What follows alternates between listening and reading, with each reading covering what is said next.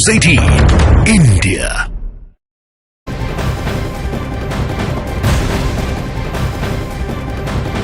इस वक्त की सबसे बड़ी खबर, यमन के हूथी विद्रोहियों ने एक नया वीडियो जारी कर दिया है। हूथी मिलिशिया में इस वीडियो में दिखाया गया है कि कैसे वो इजराइल और अमेरिका के खिलाफ लड़ने की तैयारी कर रहा है। रॉकेट हमलों से लेकर टैंक से अटैक, इस वीडियो में ड्रोन से हमले भी दिखाए गए हैं। हूथी विद्रोहियों ने दिखाया है कि उनके बम कितने सटीक तरीके से निशाने पर गिरते हैं और उसकी स्पेशल फोर्स भी किसी मिलिट्री पोस्ट पर हमला करके दिखा रही है जो डमी टारगेट है। वहां अमेरिका और इजराइल के झंडे भी लगे हुए हैं। ये तस्वीरें इस वक्त हम आपको दिखा रहे हैं। तो अमेरिका के मिलिट्री अड्डे इस वक्त टारगेट पर है। जब से अमेरिका ने इराक के मिलिशिया पर एयर स्ट्राइक की है, अमेरिकी सेना से बड़ा बदला लेने की मांग हो रही है। तो सवाल ये उठता है कि क्या इस बार हमला हुआ तो अमेरिका ईरान को सीधे अपने टारगेट पर ले लेगा? अगले कुछ दिन पूरे पश्चिम एशिया के लिए बहुत खतरनाक कहे जा सकते हैं।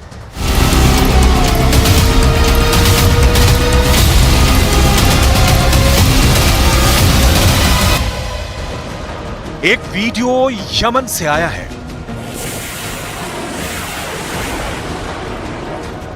और एक वीडियो अमेरिका के सीक्रेट एयरबेस से आया है। दोनों तरफ आग लगी हुई है, दोनों तरफ मौत बरसाने का सामान इकट्ठा हो चुका है।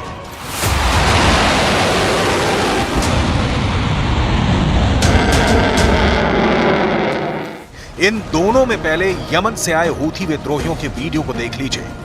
वो इस फायर पावर से अमेरिका और इजराइल दोनों को डराना चाहता है, लेकिन इस वक्त पूरे पश्चिम एशिया में अमेरिका और इजराइल का फोकस ईरान बन चुका है। बाइडेन की सेंट्रल कमांड एक्टिव हो चुकी है। सीक्रेट एयरबेस से लगातार रात में उड़ान भरी जा रही है। यह बात साफ है कि इराक और सीरिया के बाद अब अमेरिका का टारगेट नंबर 3 ईरान है। लेकिन ईरान पर अटैक कब होगा, कैसे होगा, हमला कितना खतरनाक होगा, इसका सिर्फ अंदाजा लगाया जा रहा है। ये रात में टेक ऑफ करने वाला विमान अमेरिका का सबसे खतरनाक लॉन्ग रेंज वाला बम वर्षक है। नाम है B-1 बॉम्बर। सीरिया और इराक पर बमबारी के लिए कितने बॉम्बर, कितने फाइटर जेट शामिल हुए, ये अभी तक नहीं बताया गया है, लेकिन मिशन खत्म होने के बाद ये बात जाहिर कर दी गई कि अमेरिका ने सीरिया और इराक के अंदर 85 टारगेट पर हमला किया। ये हमले 7 लोकेशन पर किए गए। सीरिया में 4 जगह और इराक में 3 ठिकानों पर बमबारी हुई। 125 से ज्यादा ऐसे बम दागे गए जिन्होंने पिन पॉइंट एक्यूरेसी के साथ टारगेट पर बहुत बड़ा धमाका किया। लेकिन इनकी उड़ान लगातार जारी है और यही इस वक्त ईरान का सबसे बड़ा डर है कि अगर B-1 बॉम्बर का रुख तेहरान की तरफ कर दिया गया तो क्या होगा। इराक में गुस्सा कैसे उबल रहा है, उसकी तस्वीरें अमेरिका को परेशान जरूर करेंगी। बगदाद में उन लोगों के जनाजे के साथ प्रदर्शन हुआ जो अमेरिका की एयर स्ट्राइक में मारे गए हैं। इराक का दावा है कि कताइब हिजबुल्लाह या हश्द अल शाबी से जुड़े 16 लड़ाके अमेरिका की बमबारी में मारे गए हैं। लोगों के हाथों में इनकी तस्वीरें और अमेरिका को मुंहतोड़ जवाब देने की मांग की जा रही है। सबसे बड़ी डिमांड यह है कि अमेरिका की फौज पूरी तरह इराक से बाहर चली जाए। لإنهاء لإخراج الأمريكان ويجب عدم بقائهم شر مطلق للشعب العراقي، ويعني مزيدا من الدماء العراقية ومزيدا من التضحيات بالشباب العراقي. اليوم حان الوقت لخروجهم وعلى البرلمان أن يقول قوله الذي हश्द अल शाबी और कताइब हिजबुल्लाह इराक के वो मिलिशिया गुट हैं जिन्होंने आईसिस को मारकर खदेड़ने में बड़ी भूमिका अदा की थी। यही वजह है कि तब ईरान ने भी इनकी पूरी मदद की थी। ईरान कभी नहीं चाहेगा कि ये मिलिशिया कमजोर हो, क्योंकि इन्हीं की ताकत के जरिए उसका असर भी इराक और सीरिया पर बरकरार रहता है। ما طبیعتاً هر حرکتی رو علیه جبهه مقاومت محکوم میدونیم و مطرود میدونیم و محکوم میکنیم। ईरान और अमेरिका के बीच अचानक से युद्ध वाला माहौल बन चुका है। गाजा में हमास और इजराइल के युद्ध के बाद अब पहले फोकस यमन पर केंद्रित हुआ और अब इराक पर अमेरिका की बमबारी के बाद ईरान को टारगेट करने की मांग की जा रही है, क्योंकि इराक और सीरिया में जो मिलिशिया इस वक्त अमेरिका के दुश्मन बन चुके हैं, उनको ईरान से ही पूरी मदद मिलती है। ये बात तो खुद ईरान भी पूरी तरह खारिज नहीं करता। इराक और सीरिया पर B-1 बॉम्बर से तबाही मचाकर अमेरिका ने ईरान को बहुत बड़ा मैसेज दिया। अमेरिका अब ईरान को बताना चाहता है कि वो इसी तरह तेहरान पर, शिराज पर, सिस्तान, किरमान पर और इस्फहान पर बमबारी कर सकता है और उन्हें मिट्टी में मिला सकता है। ऐसा अमेरिका इराक में सद्दाम के खिलाफ कर चुका है, लीबिया में गद्दाफी के खिलाफ कर चुका है। जमहूरी इस्लामी ईरान जवाब ओ रो जवाब मुहकमी ख्वाहद दाद। अमेरिका चाहता तो ये बमबारी F-16 और F-15 जैसे विमानों से की जा सकती थी, लेकिन अमेरिका ने B-1 सुपर बॉम्बर का इस्तेमाल किया। यानी अमेरिका ने बता दिया कि वो चाहे तो अपने काउंटर स्ट्राइक का दर्जा 10 गुना बढ़ा सकता है और ऐसा वो B-1 जैसे बॉम्बर के जरिए बहुत आराम से कर सकता है। अमेरिका के पास 60 से ज्यादा B-1 बॉम्बर है। ये 34,000 किलो पेलोड के साथ 24 क्रूज मिसाइल लेकर उड़ सकता है। रफ्तार 1,500 किलोमीटर प्रति घंटा। B-1 बॉम्बर अमेरिका का सबसे भरोसेमंद और उसकी बॉम्बर्स वाली फ्लीट का वर्क हॉर्स कहा जा सकता है, जो सबसे तेज उड़कर दुनिया की किसी भी लोकेशन पर पहुंच सकता है।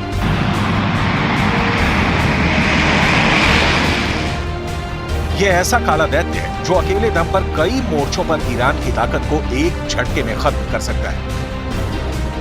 अमेरिका की बॉम्बर वाली ताकत भी आपको दिखाते हैं, क्योंकि ईरान के खिलाफ तनाव का लेवल अब बाइडेन की नाक से ऊपर जा रहा है। ऐसे में सवाल है कि क्या वक्त आ गया है कि अमेरिका अपने सबसे खतरनाक बॉम्बर्स को सबसे बड़े मिशन के लिए तैनात करने पर मजबूर हो जाएगा।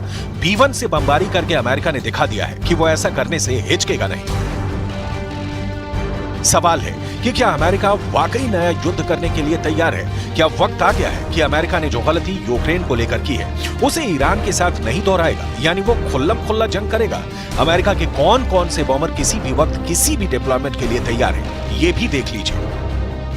B-52 को देखिए, अमेरिका का सबसे पुराना लेकिन सबसे खतरनाक बॉम्बर। जब ये रनवे पर चलता है तो और ज्यादा विध्वंसक नजर आता है।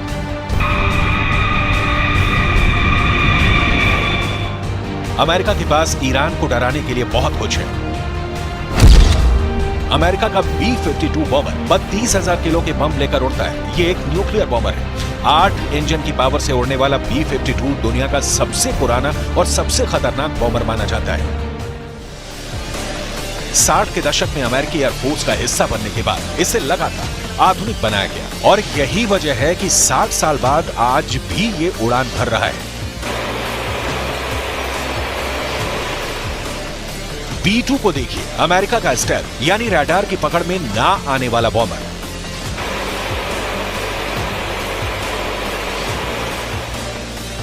और B-1 को तो आपने देख ही लिया है। अमेरिका के सुपरसोनिक बॉम्बर को कुछ ही घंटों के नोटिस पर दुनिया में कहीं भी मिशन के लिए भेजा जा सकता है। अमेरिका और ईरान के बीच तनाव इस लेवल पर पहुंच चुका है कि डर है कि एक नया खाड़ी युद्ध बहुत जल्दी शुरू हो सकता है। इसलिए सवाल है, क्या इराक और अमेरिका के बाद अब ईरान और अमेरिका की जंग होगी, और हुई तो इसका दायरा कहां तक फैलेगा? अमेरिका और ईरान का युद्ध क्या वर्ल्ड वॉर में तब्दील हो सकता है? यही सबसे बड़ा सवाल और डर भी है। इन्हीं सब बातों से इस वक्त खाड़ी देशों में तनाव बहुत ज्यादा है। यमन से हूथी विद्रोहियों के नए वीडियो से तनाव के लेवल को समझा जा सकता है। हूथी मिलिशिया ने अपनी ट्रेनिंग दिखाई है। ये वीडियो उसने अमेरिका और इजराइल के लिए बनाया है। हूथी ने रॉकेट फायर करके दिखाए हैं।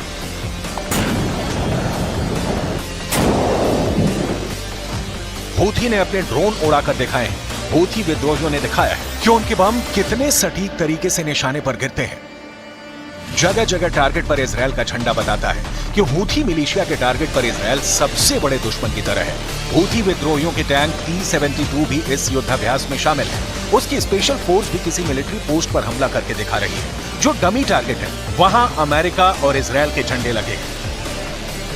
بأننا سائرون في طريق التدريب لرفع قدرات ومهارات قواتنا المسلحة، وأننا جادون في كل ما نقوم به، وأن القيادة السياسية والعسكرية عندما نفذت أوامر السيد قائد الثورة। यमन इस वक्त अमेरिका और ब्रिटेन दोनों के टारगेट पर है। लाल सागर में अमेरिका और ब्रिटेन के कार्गो जहाजों पर मिसाइल हमले हो रहे हैं और यही वजह है कि ब्रिटेन की वायुसेना अपने खतरनाक fighter jet euro fighter typhoon को बम से लैस कर रही है। इस जहाज को हूथी विद्रोहियों का टारगेट खत्म करने के लिए तैयार किया जा चुका है। ये लेजर गाइडेड बम है। ऐसे ही बम इजराइल ने गाजा पर इस्तेमाल किए हैं और अब इनसे ही ब्रिटेन यमन पर हमला करने के लिए बेकरार है। और इस वक्त की एक और बड़ी खबर, मौलाना तौकीर रजा ने एक और बहुत भड़काऊ बयान दे दिया है। मौलाना तौकीर रजा ने कहा है कि वो शुक्रवार को गिरफ्तारी देंगे और पूरे मुल्क में गिरफ्तारियां दी जाएंगी। तौकीर रजा का कहना यह भी है कि मुसलमान ज्ञानवापी की मस्जिद को शहीद नहीं होने देंगे। इस वक्त की सबसे बड़ी खबर मैं आप दर्शकों को बता रहे, मौलाना तौकीर रजा ने पूरे देश के मुसलमानों से यह अपील की है कि मुसलमान देश भर में जेल भरो आंदोलन की शुरुआत करें। तो सवाल ये उठता है कि आखिर तौकीर रजा धर्म की पॉलिटिक्स क्यों कर रहे हैं? चुनाव से पहले वो लोगों के जज्बात क्यों भड़का रहे हैं?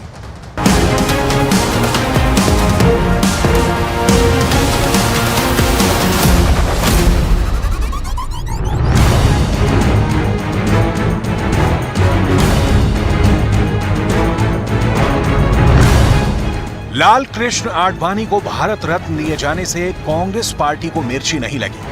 कांग्रेस पार्टी के राष्ट्रीय प्रवक्ता और वरिष्ठ नेता जयराम रमेश ने तो आडवाणी को भारत रत्न दिए जाने का स्वागत किया है, लेकिन अगर सबसे ज्यादा मिर्ची किसी को लगी है तो वो है बरेली के मौलाना तौकीर रजा। तो उनको भारत रत्न इसलिए दिया जा रहा है कि उन्होंने हिंदुस्तान में बंटवारे की राजनीति की, लोगों को नाराज करने और नफरतें फैलाने की राजनीति की। उनको अगर भारत रत्न दिया जाता है तो ये भारत रत्न का अपमान है। कांग्रेस पार्टी आडवाणी की विचारधारा की धुर विरोधी रही है। यहां तक कि आडवाणी की रथ यात्रा से अगर किसी पार्टी को सबसे ज्यादा नुकसान पहुंचा तो वो पार्टी कांग्रेस ही है, क्योंकि रथ यात्रा से पूरे देश में राममय माहौल बना और इससे बीजेपी ना सिर्फ सत्ता के करीब पहुंची बल्कि उसने सत्ता के सिंहासन पर कब्जा भी जमा लिया। फिर भी जयराम रमेश ने आडवाणी को भारत रत्न दिए जाने का स्वागत करना ही सही समझा। प्रधानमंत्री नरेंद्र मोदी ने भी आडवाणी को भारत रत्न दिए जाने के बाद एक्स पर एक टिप्पणी की।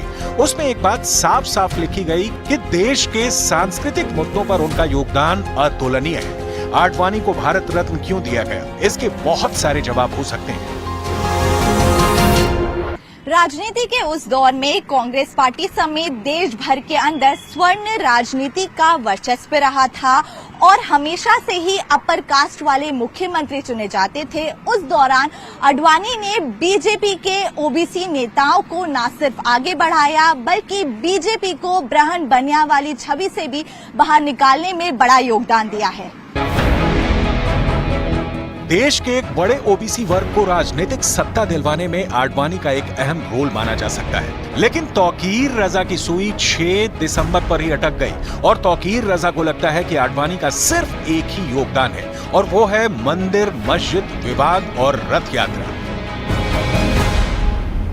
जो आज राजनीति चल रही है, नफरतों का बाजार गर्म है, बेईमानी, नाइंसाफी, लालच, खुदगर्जी, ये तमाम चीज़ें जो आज राइज हो गई हैं, भुखमरी, बेकारी, बेरोजगारी, इन सब के लिए अगर सबसे बड़ा कोई जिम्मेदार है तो वो लाल कृष्ण आडवाणी है।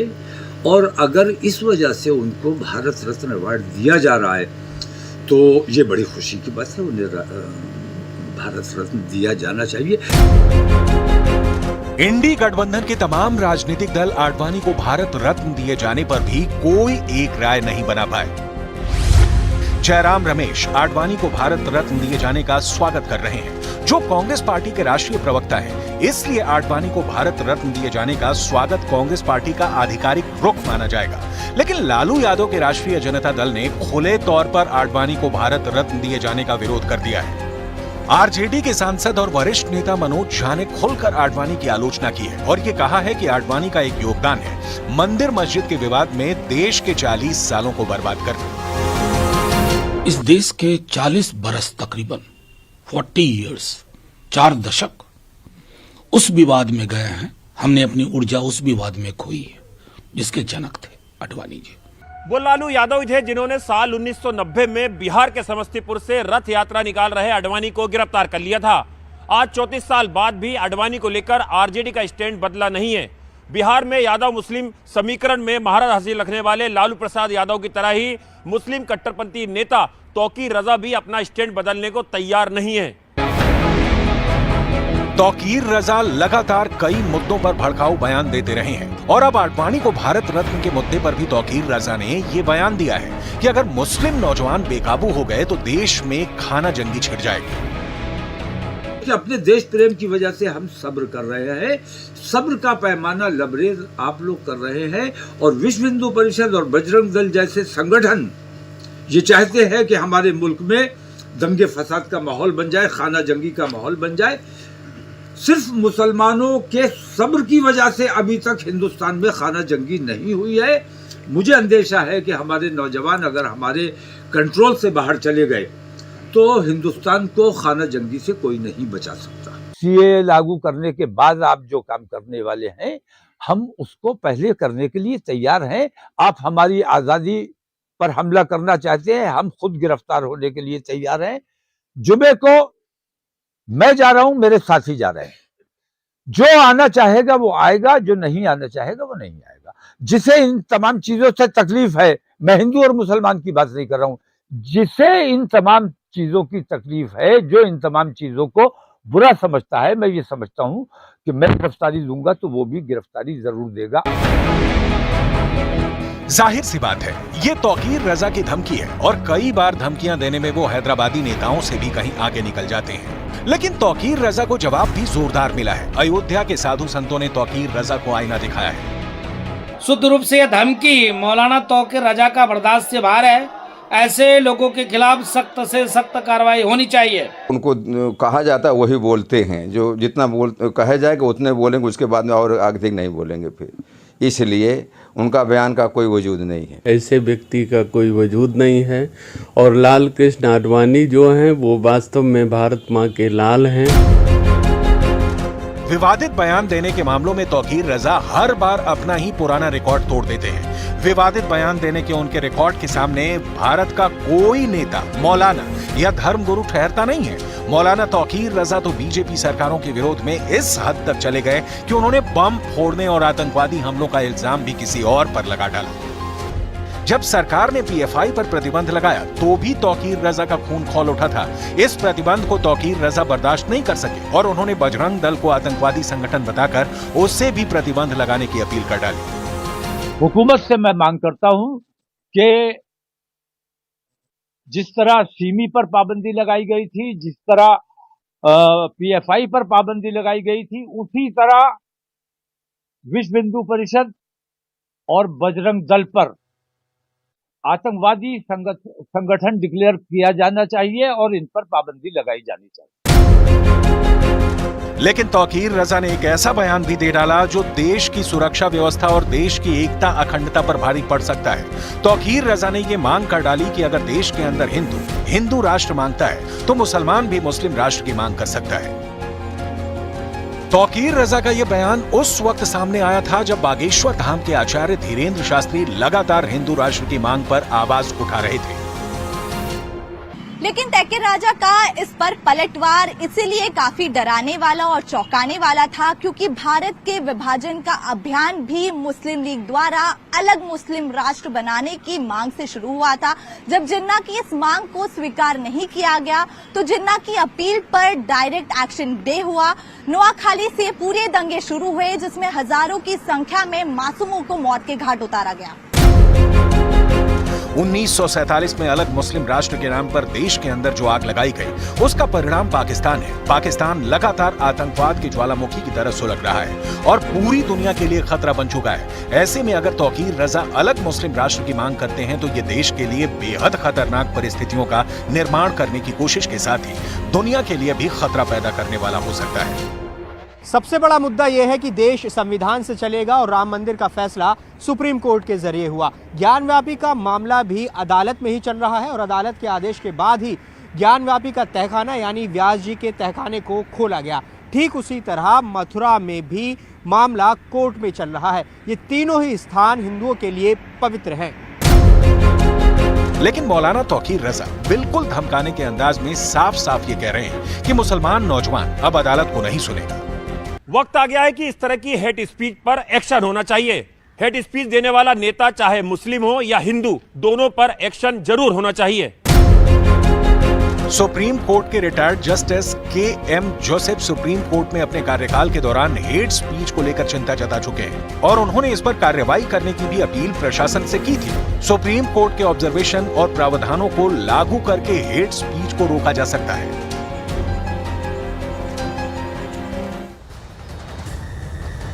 तो राहुल गांधी की न्याय यात्रा पर लगातार पेंच फंस रहा है। जिस जिस राज्य में राहुल गांधी जा रहे हैं वहां विपक्ष का गठबंधन कुछ परेशान सा नजर आ रहा है। बिहार के बाद उत्तर प्रदेश में अखिलेश यादव ने राहुल गांधी की यात्रा पर सीधा हमला किया।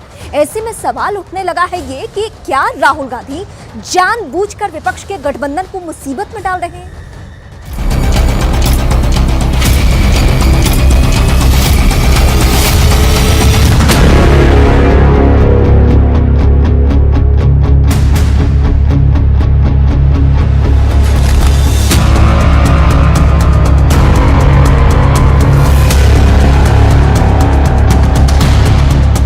आपका सपना मोदी का संकल्प है।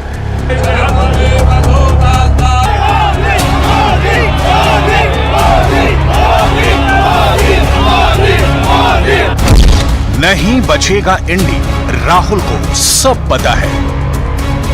ऐसा लगता है राहुल गांधी की भारत न्याय यात्रा इंडी गठबंधन के लिए ग्रहण बनती जा रही है। इस वक्त जो हालात बन रहे हैं उस हिसाब से इंडी गठबंधन एनडीए के सामने बेहद कमजोर हो चुका है। राम मंदिर के जबरदस्त असर ने इंडी गठबंधन की नींव को पूरी तरह से हिला डाला है। प्राण प्रतिष्ठा बनाम इंडी में सीटों का बंटवारा एक ऐसे भंवर में फंस चुका है जहां इंडी का अंत हो सकता है। राहुल की यात्रा पर अखिलेश यादव भड़क रहे हैं।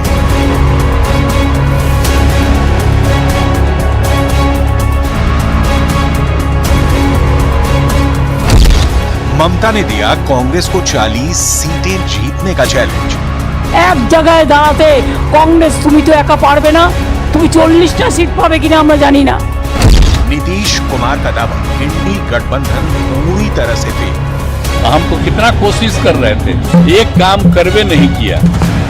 हालात ये हैं कि इंडी गठबंधन अपनी आखिरी सांसें गिनने लगा है। सबसे बड़ा सवाल यही है कि आखिर कांग्रेस इंडी गठबंधन के बिखरने से उतना परेशान और हैरान क्यों नहीं है जितनी उम्मीद की जा रही थी। 6 महीने पहले जब 27 विपक्षी दलों ने मिलकर इंडी गठबंधन बनाया था तो दावे किए जा रहे थे कि इंडी गठबंधन मोदी की एनडीए सरकार को कड़ी टक्कर देगा। लेकिन 14 जनवरी जब से राहुल गांधी की न्याय यात्रा शुरू हुई है तब से अब तक बिहार, बंगाल, महाराष्ट्र और यूपी से इंडी गठबंधन की खटपट की खबरें आ रही हैं। नीतीश ममता के बाद अब समाजवादी पार्टी के मुखिया अखिलेश यादव ने भी राहुल की न्याय यात्रा पर तंज कसते हुए कहा है कि आखिर ये कैसी न्याय यात्रा है जिसमें इंडी में शामिल दलों को ना तो जानकारी दी जा रही है और ना ही यात्रा में शामिल होने का निमंत्रण।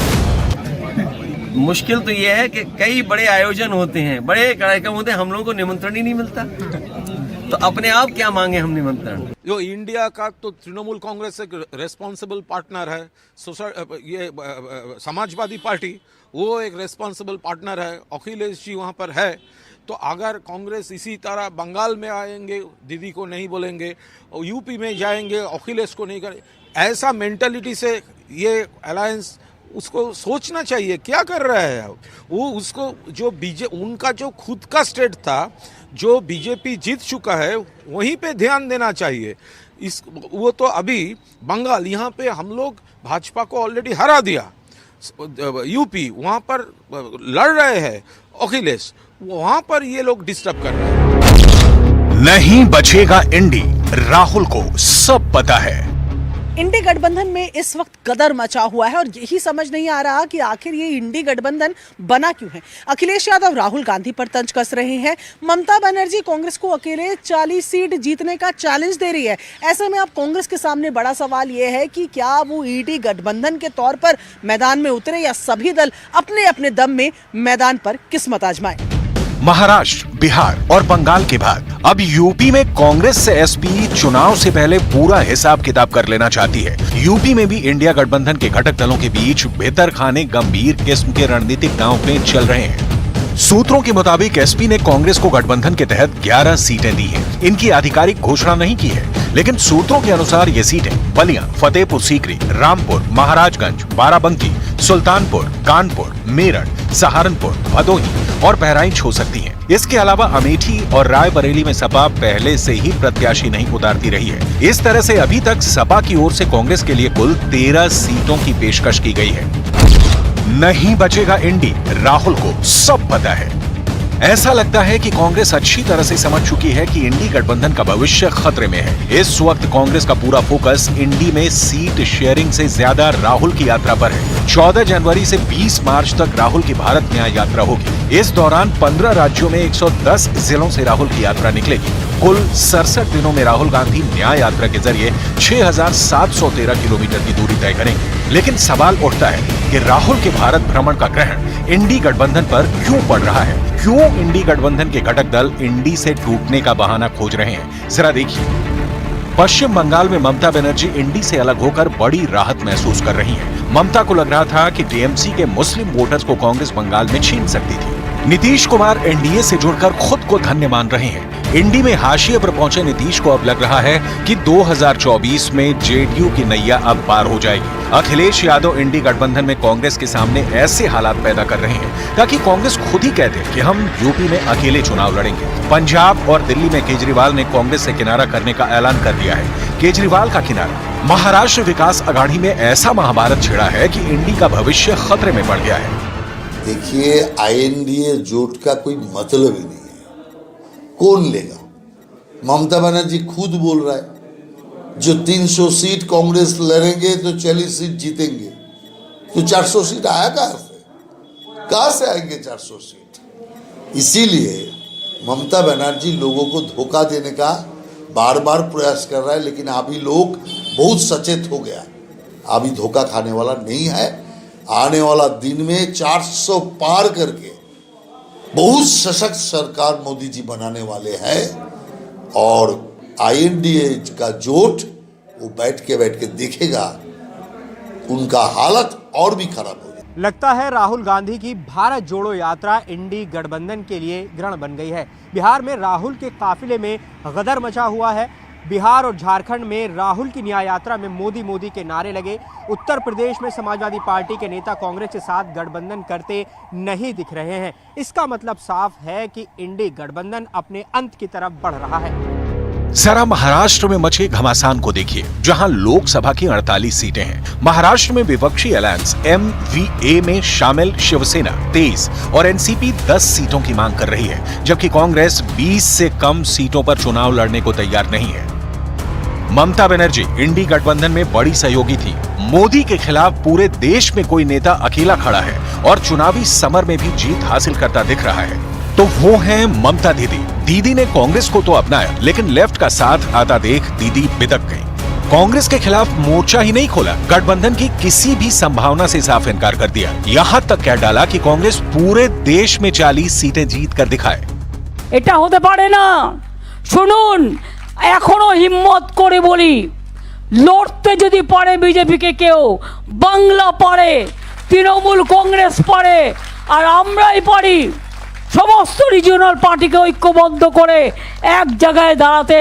কংগ্রেস তুমি তো একা পারবে না, তুমি 40টা सीट पावे किना আমরা জানি না। यहाँ उनका वोट शेयर कितना है, उनके पास मेंबर कितना है, इसको भी तो सोचना चाहिए। जहाँ है ही नहीं, वहाँ जितने हैं 2 मेंबर, उससे बहुत ज़्यादा मांग करके उन्होंने अलायंस तोड़ने का काम करने की कोशिश कर रहे हैं। तो सीएम इसीलिए ये कहा है।